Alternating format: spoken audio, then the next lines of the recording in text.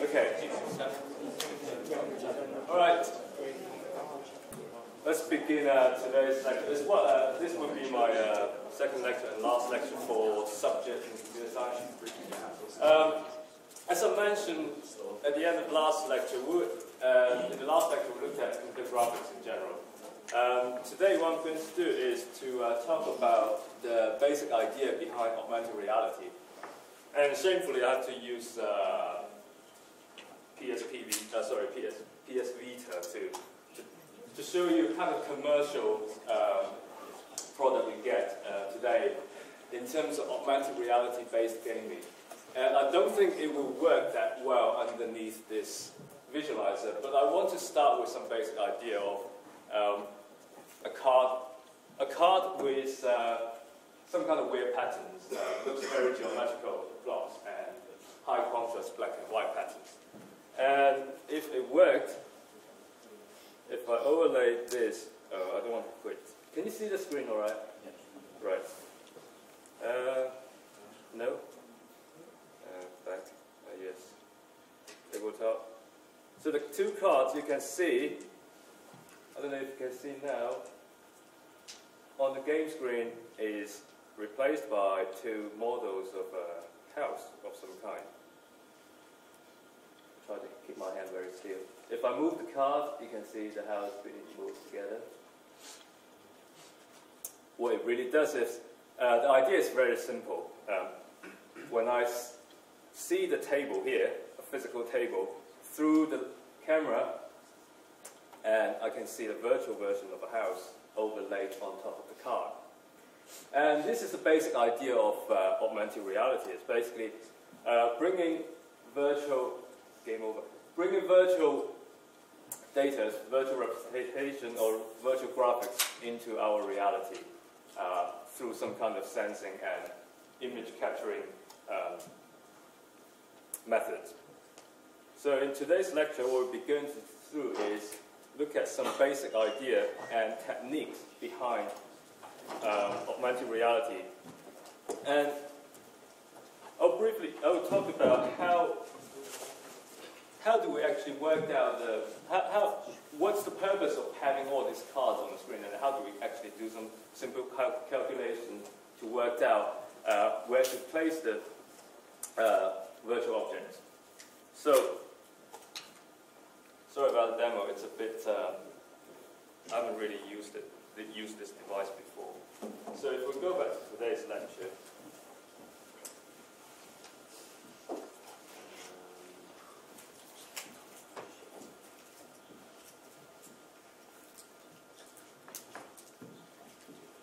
right, we're going to talk about augmented reality in general. And more importantly, I want to hopefully describe augmented reality as a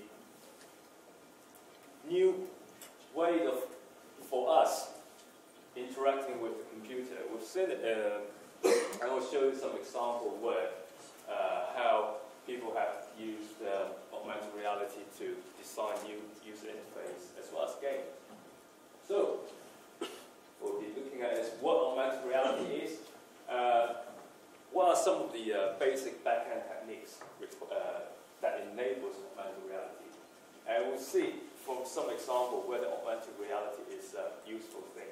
It looks very gimmicky from this thing point of view, but there are other applications beyond a simple game console or a simple video game.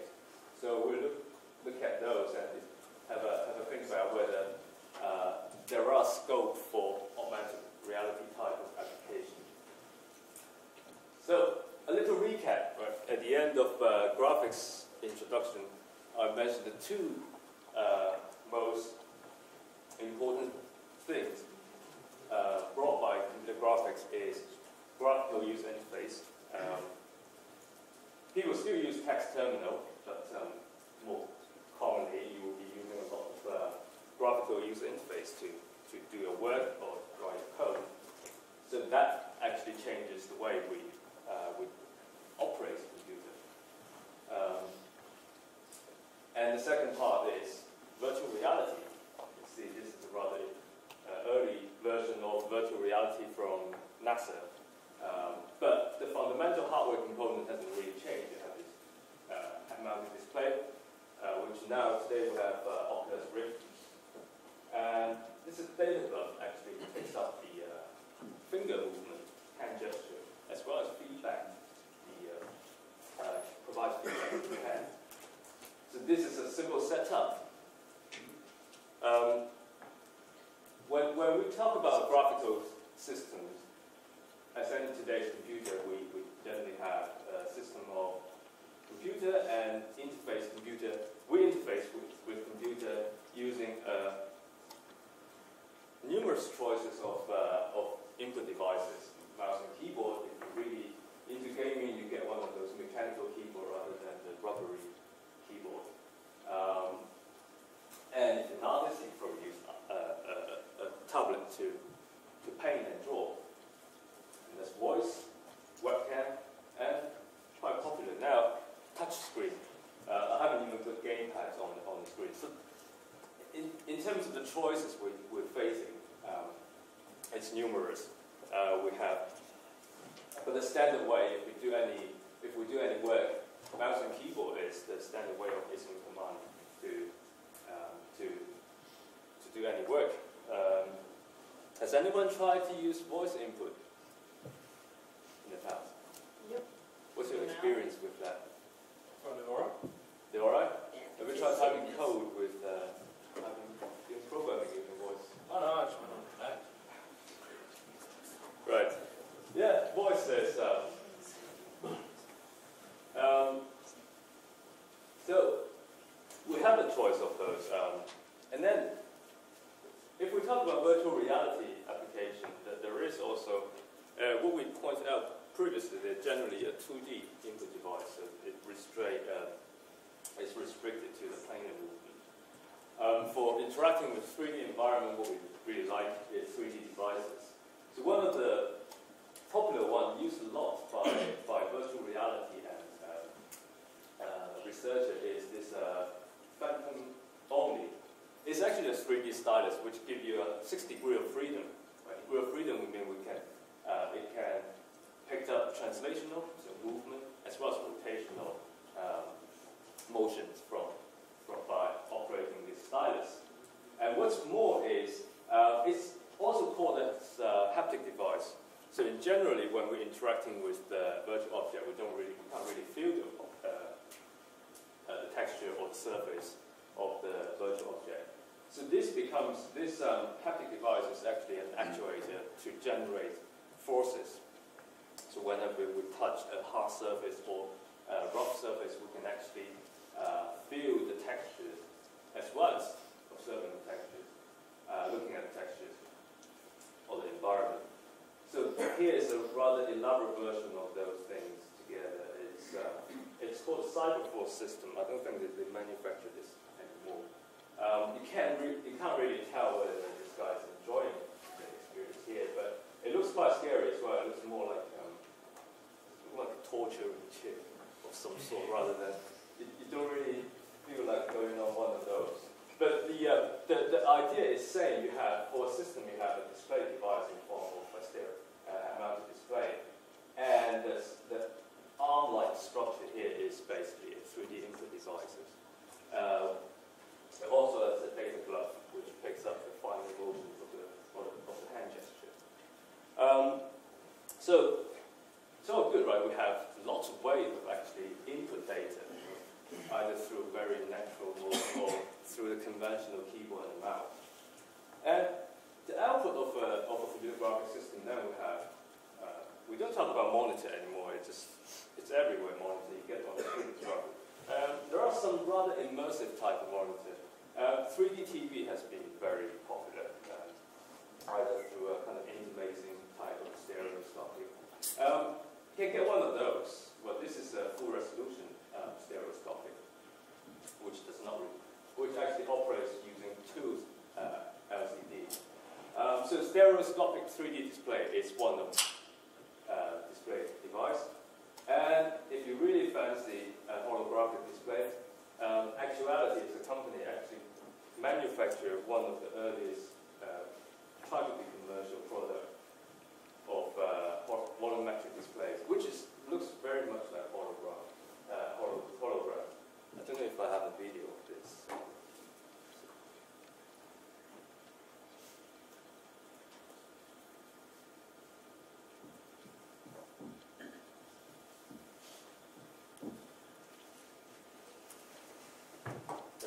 one of the video from this. So that's what, sorry, it's on a different screen. So this is one of those holographic display you get with that. So it's a dome shape. It works quite neatly. It just has a very fast spinning kind of electron gun inside. Actually profiles the outlines of the 3D objects. So when it spins really fast, you can actually perceive it as a complete 3D object.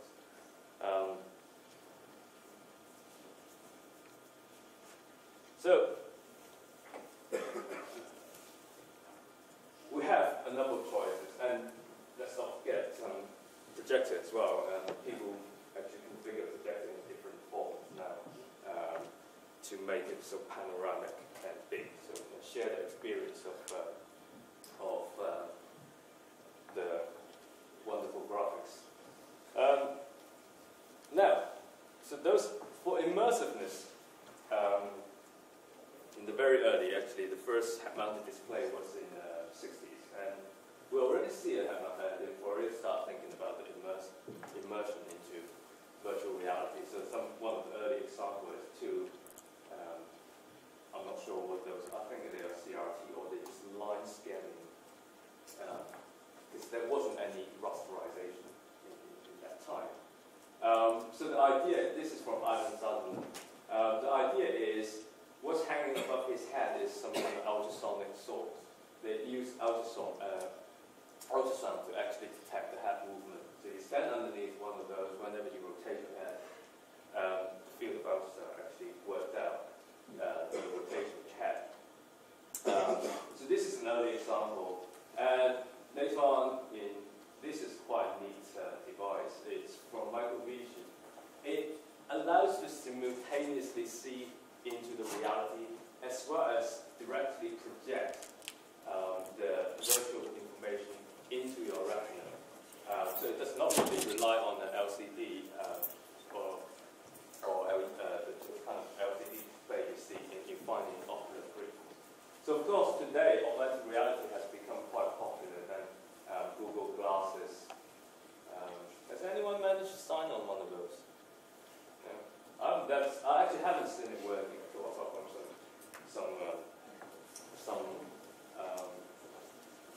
some reviews and kind of marketing. And this Oculus Rift, quite new. Oculus Rift has sensor inside, inertia sensor, which allows to pick up the head movement, as well as two high-resolution LCD. Raise your hand if you've tried it. Have you got a dev kit for it as well? Yeah. I think we have a few of them in the school. So if you're keen on develop something and just try it out, you can speak to Tommy about it. Do we have three? Yeah, three. That's good. I think some of us are doing some of the students are doing the final year project on using Oculus Rift. So from all these slides, it's just the idea of the way we can interact with computer. We input how we can input data or input our commands into computer, as well as the way we see the result, either through monitors and more immersively through monitor. And there are multimodal now, what we call. We don't just use one type of input device, and input becomes ever more natural. You can have gestures, you can have all kinds of means of operating a computer. And the display becomes ever more discrete. If somebody wears glasses, probably you won't even notice one is actually using a computer.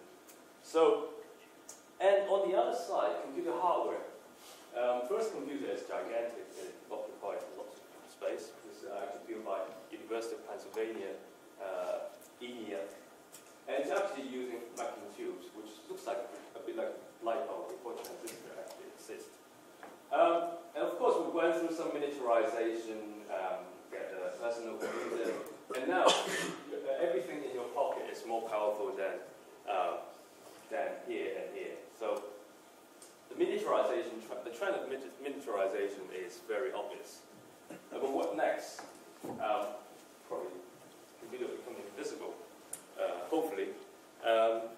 is this rather new idea in the hardware platform. It's called cloud computing.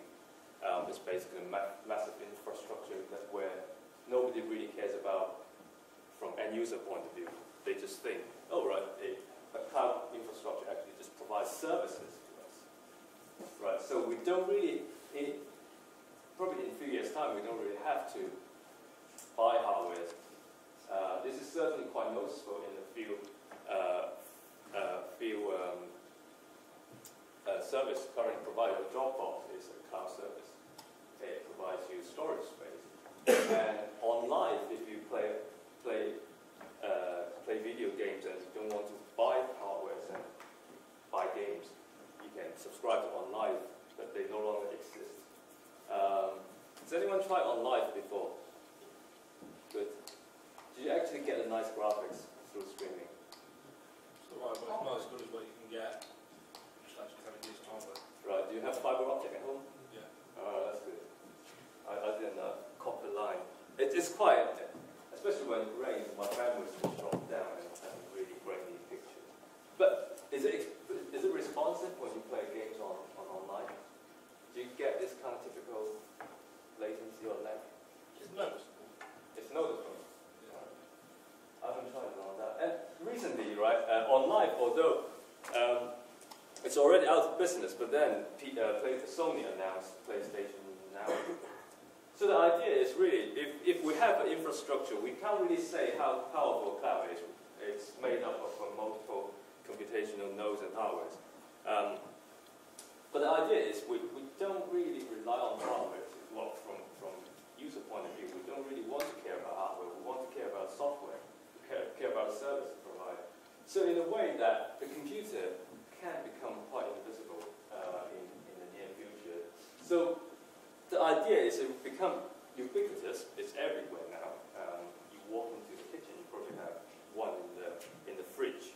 The set-top box will have one, which monitor every program you watch and send it to some marketing company. And it's certainly everyone in their pocket they will have one. Your smartphone is a fairly powerful device. And it's pervasive as well. It seems everyone today now is aware of the existence of ubiquitous computing and knowing that every step they make, your phone probably is going to grab data, whether it's your location data or your tweet or coupled with the image you've taken and send it off to the internet, if you choose to do so. So it's quite pervasive. The data is everywhere, and people are aware of that.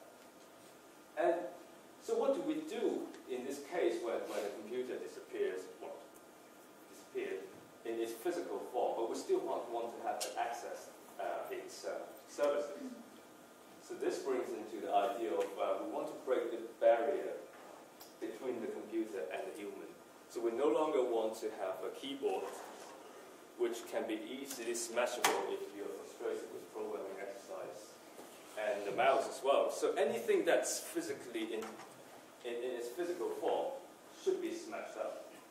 And the weird thing is, the current computer, we still have to learn how to use it, right? That's why we're here to study a computer science degree. To actually use computer, no other degree actually teach us how to use a computer. So a psychology student can type an essay without actually learning anything. So there's a fundamental need to actually change the way human interact with the computer if the hardware itself has become so small and even vaporized from our physical space. So what we want to really do is being able to see things, Star Wars through hologram or Minority Report. We can have interface pop out of thin air and start using very natural way gesture to handle it. So this is where augmented reality can bring in some of the basic ideas, fundamental idea of changing our interaction with the computer. So now, what it really is augmented reality. Simply form, if you see the example here from PS Vita, is bringing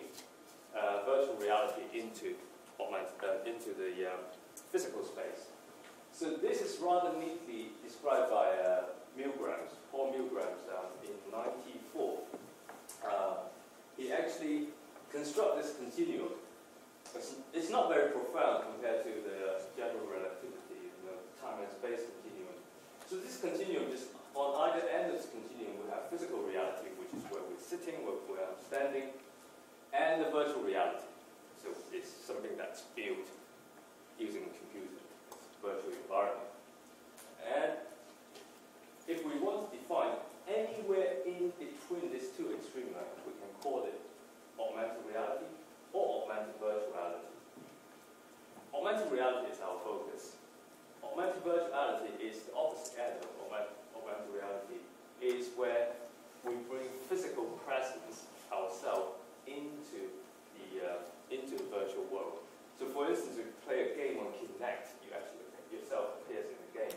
You can consider as a simple form of augmented reality. There's also augmented virtuality, sorry. There are other examples in the Second Life where people interact in a virtual environment, but somehow the real world data or real world information is input and forms part of the virtual environment. So that's augmented virtuality. But our focus is actually augmented reality, is actually bringing virtual reality, virtual entities into the physical space. They collectively together. It's known as mixed reality. So it's a mixture of two reality together. And this graph, although it's simple, it tells us exactly what we need to do, right? We need to capture the physical reality, and we also need to capture the virtual reality. And anywhere in between, blend them together, we get either augmented reality or augmented virtuality. So there's two sources of information we really need to know. Is how do we know about the physical reality? What do we use to capture what's happening around us? And virtual reality seems to be easy. You can get people to build a virtual reality. But the mixing and often is also an important part of augmented reality. So if we want to characterize augmented reality, the simple idea of combining images from physical reality and virtual reality is the foundation of augmented reality. And also visually, we're talking about visual augmented reality. Visually, we should be able to see both worlds at the same time, and in a unified manner as well, which is the house we just saw from the game example. It sits nicely on the piece of card, which is a physical object. And the second important characteristic is allow real-time interaction. If there's no interaction, it becomes a film. So we should be able to navigate the environment, the augmented reality environment, in the same way as we play games or we interact with objects in the physical space. And they have to be unified as well. So interacting with the physical objects should be the same as interacting with the virtual objects. And spatially registered, that means that actually quite a strange term for registration is when we bring in virtual reality, virtual objects into the physical space, we have to determine in space where this virtual object resides. So if we bring in a virtual version of this lecture room, we need to know exactly where this lecture room is. So this is known as spatial registration. Same with this card. If we want to know where this card actually tells where those objects should appear in the physical space. Therefore, the pattern on the cards is actually used to distinctively identify the location in the physical space. So we need to work out the spatial registration. If you're really doing precise augmented reality, temporal registration is also a strict requirement. So we want to make sure everything we measure, everything we detect from the world are in sync in time. We don't want to display that something happens about 10 minutes ago into the current time and space. So, but what we'll be looking at today is spatial registration, briefly.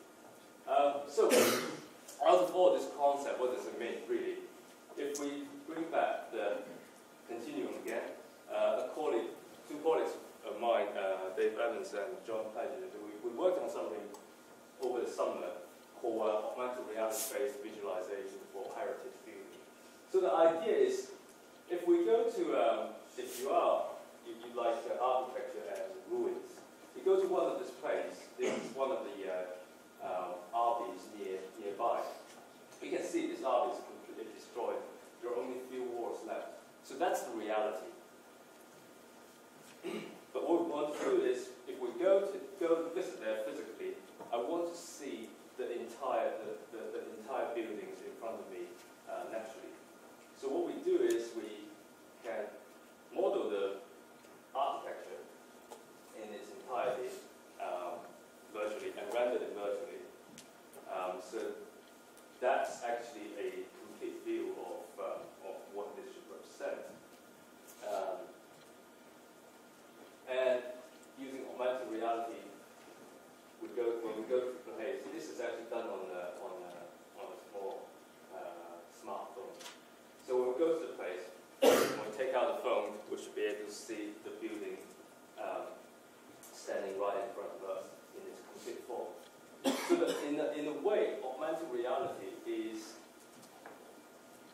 used to generate a virtual view of the reality based on the information we can derive from the real image on the left-hand side.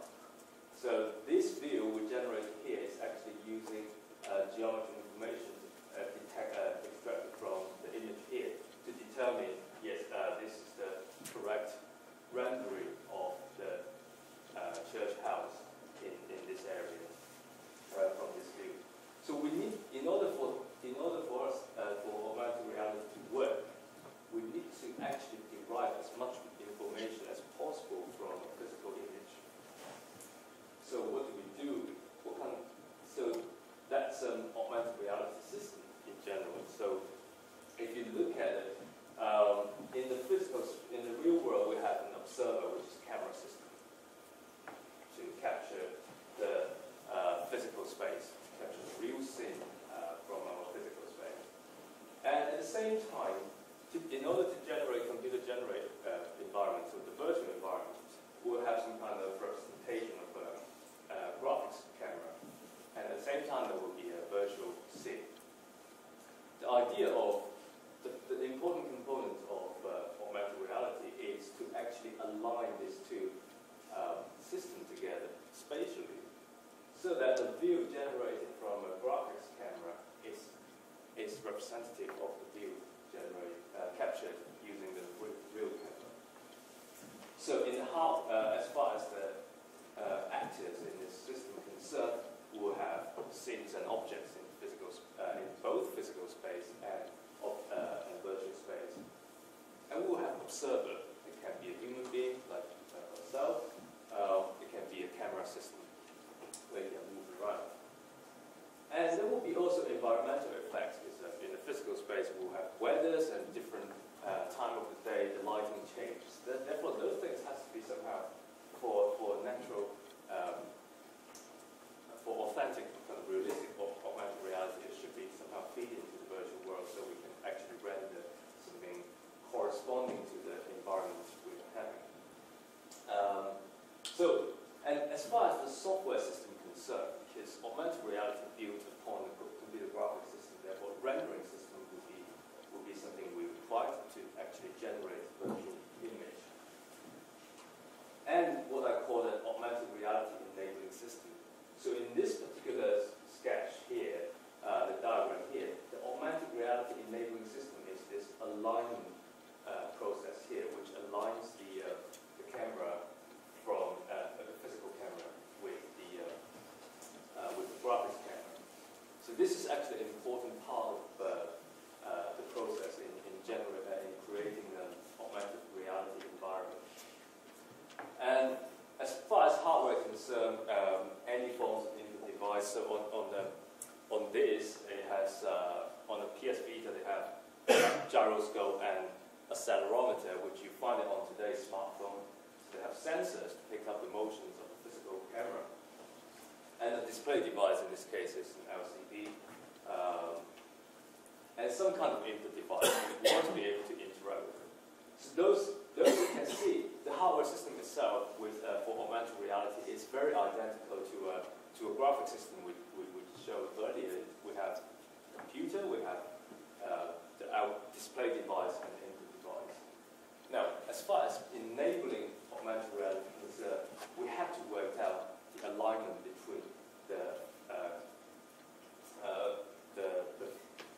alignment between the physical camera and virtual graphics camera, and the alignment between the physical world and the virtual world. So how do we do that? There's some basic technique we can use is, in order to derive something from a real image, we have to find useful features which we can use to create the structure of the environment. So in the case of this, what we did is to actually delineate the boundary of the remain of the building. So we still have part of the wall intact here, and that's the chapel, actually still part of the wall. So we actually use extensively image processing techniques that we do edge detection. The first delineation is actually find out the edge around this border. So we actually single out the structures that are useful for us to determine the what's actually in the scene. The first thing is to identify where the church is. So we use the standard technique we use is corners that's particularly useful for understanding the structure of an image. Then, in order to determine the orientation, we can use either shading, we can use the geometry information itself. In our case, we actually use the shading information from the image here. So, because it's lit in some way when we take the picture, so we use shading. It's similar to kind of inverting the random equation we saw last week to work out actually to work out the orientation of objects in front captured in the camera. So there's a processing here, but the essence of this processing is to understand the structure, to extract the features, and use as much information either from shading or from motion. Motion is a very common technique these days as well. It's either if you have a stereoscopic view of a scene, we can actually work out the 3D structure of it, the depth of the structure. I think shade from motion is more commonly used in film production, where they actually put the camera on a specific path when they actually shoot something. If they know the path of the camera, they can actually work out exactly the 3D structure of the scene appears in the camera. Shading is a bit tricky. That's what we experimented with in our technique, is to actually try to use shading to determine whether a virtual object has been properly orientated. So that's some of the AI enabling software. To summarize, this is based on image processing component, is to grab the reality, the image of the reality, and work out what's actually in the reality. And once we identify the structure, we still have to work out exactly where everything should go. Therefore, we need to work out its location and its orientation. So this is the process we earlier referred to as registration. So the requirement for registration is to allow an object must be placed correctly relative to other objects in space. So in a PSD example is that the virtual object has to appear correctly relative to the card used in this example. And it would be great, it would be very convenient if we talk about, from last week we talked about how we can use Cartesian Cartesian coordinates to actually describe geometry objects. It would be great if we can do the same thing here as well with augmented reality. If we can use Cartesian, for instance, using Cartesian coordinates to describe every object in our physical how can we actually measure registration? The simplest way is to find an object with known patterns and location. That's why objects like this are really useful, because we know exactly this. We know the size of the pattern. We know for all this block they have corners. Therefore, we can detect the corner and the edges of this block. And we know the size. Therefore, we can actually use the image formation equation to work out exactly where these objects are. So for this instance, have you started computational math yet? Have you has linear algebra and transformation?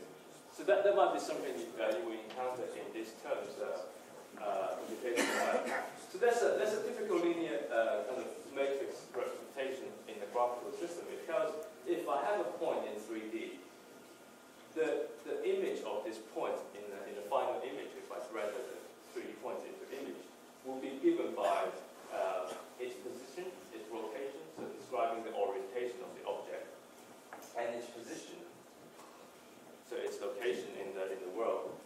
And it's also governed by the projection of the camera. So P is actually projection matrix, which describe the characteristics of the camera, so the focal length, how wide and the angle of field of view, etc. of the camera system. So, in fact, if we are solving a spatial registration problem, what we're doing mostly is this equation is to actually find enough 3D points. We know where they are, we know their location, and find enough image points. So it allows us to actually solve the unknown in the image formation equation. So in practice, that's how it's done. If this is not quite a pattern we use, but this is a checking pattern I usually use for calibrating a surgical microscope. So the idea is, given a pattern like this, high contrast, which allows it's easy to detect the corner and the center and the border of the geometry, and use a pattern like this. First, we actually this is artificially made pattern by humans. Therefore, we know exactly where these patterns are and how the interspace between the marker. Therefore, we know the exact configuration of 3D configuration of this marker. And through image detection, feature detection, we detect the center of the marker. And if we solve that equation in the previous slide, we can actually construct a Cartesian type coordinate system for the reality. So that's this on the right hand side. This is an example of overlay. So overlay example. So we get this virtually rendered grid overlaid on top of the image of the grid captured by the camera. And this is done. This is precisely what these cards are for. Is to tell us enough points on the pattern. If we know the geometry, we can establish the relationship based on the equation previously, and we just get someone else to provide some code to solve the problem, to solve the unknown. And this whole method allows us to know exactly how big and exactly the dimension and the metric of the world captured by the camera system. So the principal idea, if you ever want to try, I actually have some software toolkit you can download to play around with this idea. You can just go to a printer and print some of this pattern out, and use a webcam to try out the augmented registration. So now registration really is just one part of the augmented reality. In most cases, in our physical world, we change. Everything changes around us, right? People moving, and the observer moves as well on the active. So there are a number of motion sensing techniques we can use in devices we can use in the real world. I mean, there are obvious ones, GPS and magnetometer, which you typically use outdoors. But for indoor environment, we would have really optical devices such as Kinect is a very obvious optical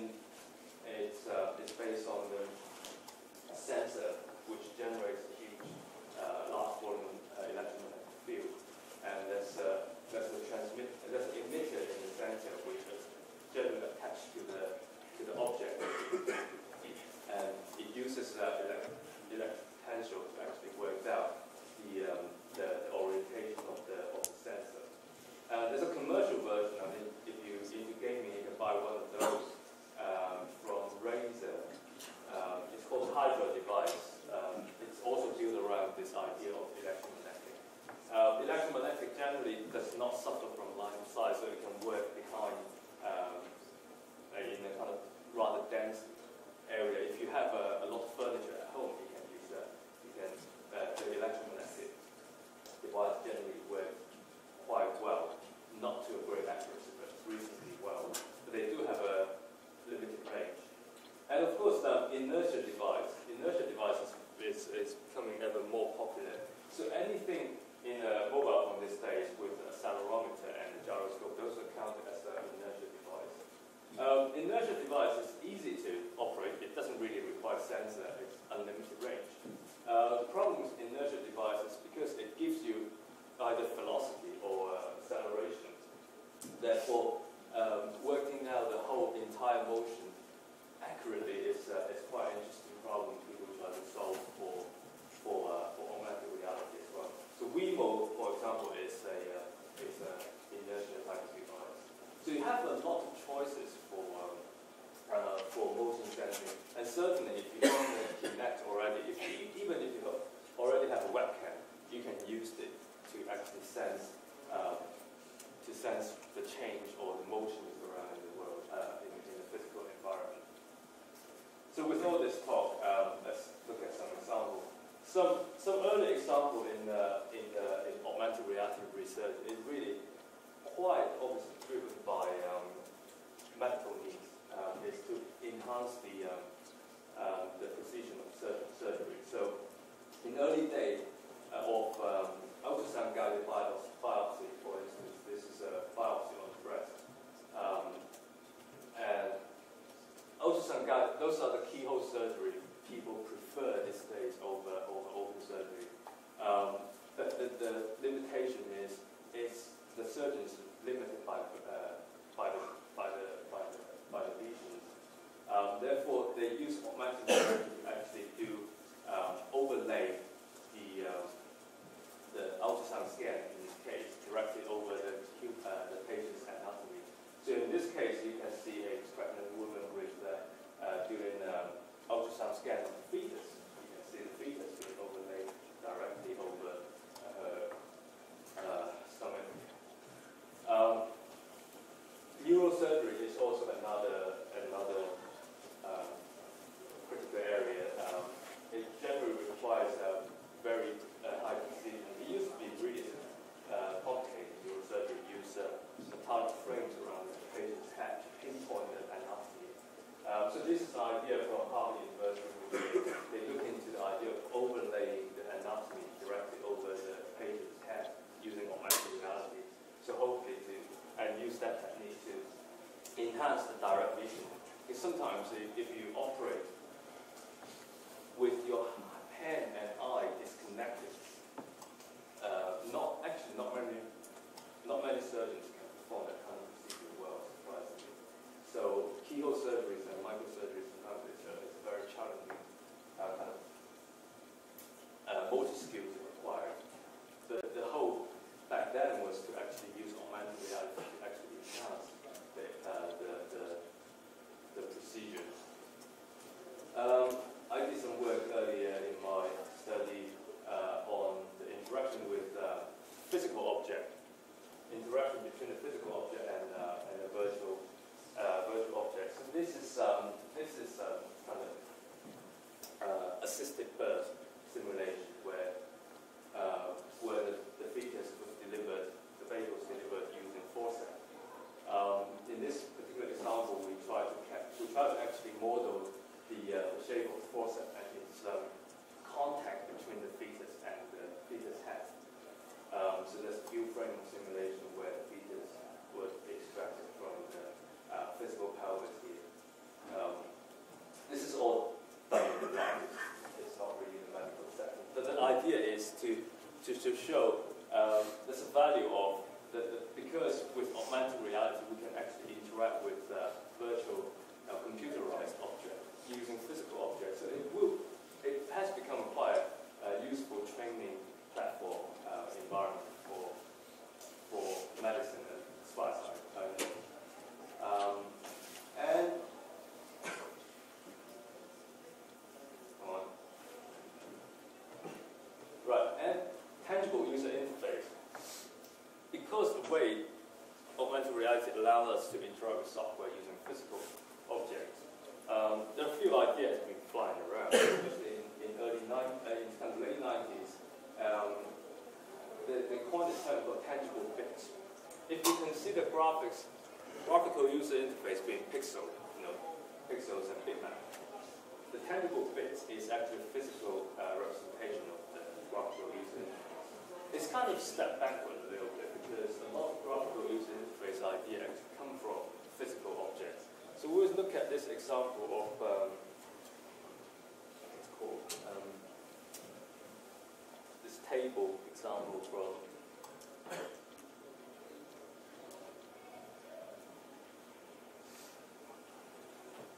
that sense table from MIT.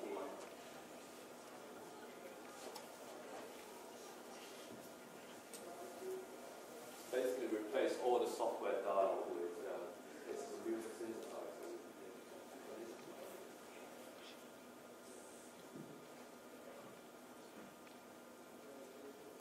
So you can see how the software itself also reacts to the change of physical objects. So that's the whole idea of why augmented reality, we need to sense the change in the physical environment.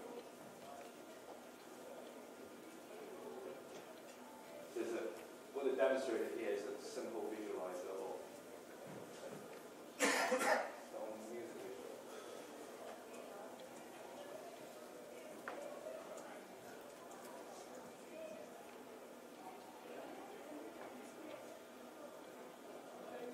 Okay, the web link are all on the PowerPoint slide, and before going back.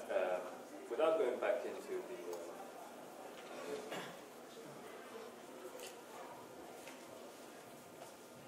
and there are a few gaming examples as well appear quite early in the augmented reality research. This is AR Play. Basically, a bunch of Australian. It's done in Australia at the Australian University, where they demonstrated this idea of outdoor augmented reality. The number of challenges facing outdoor augmented reality in that time is quite great because GPS and molecular meter is not ubiquitous. You don't get it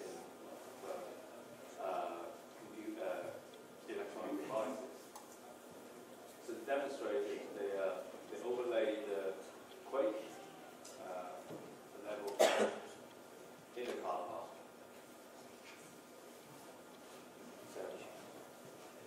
And here's also another idea, experimented by Mixed Reality Lab, now in Japan, no longer in Singapore. It's called a CAP. It looks quite ridiculous to work out with one of those, but that's back in the 2003, so the devices are not that discrete and miniaturized yet. So what this guy is doing is actually playing Pac-Man, using a physical space. And what you actually see through the bubble is that. So you actually see the yellow cookies.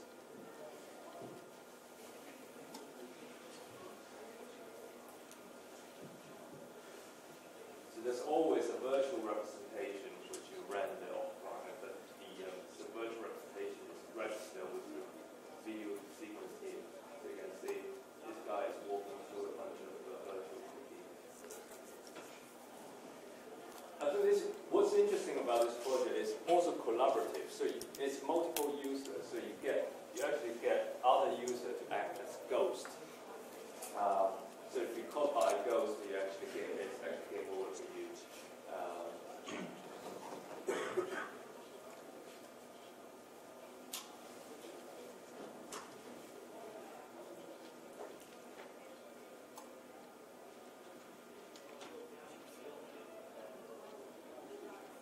Right, in the interest of saving time, you still have to scan.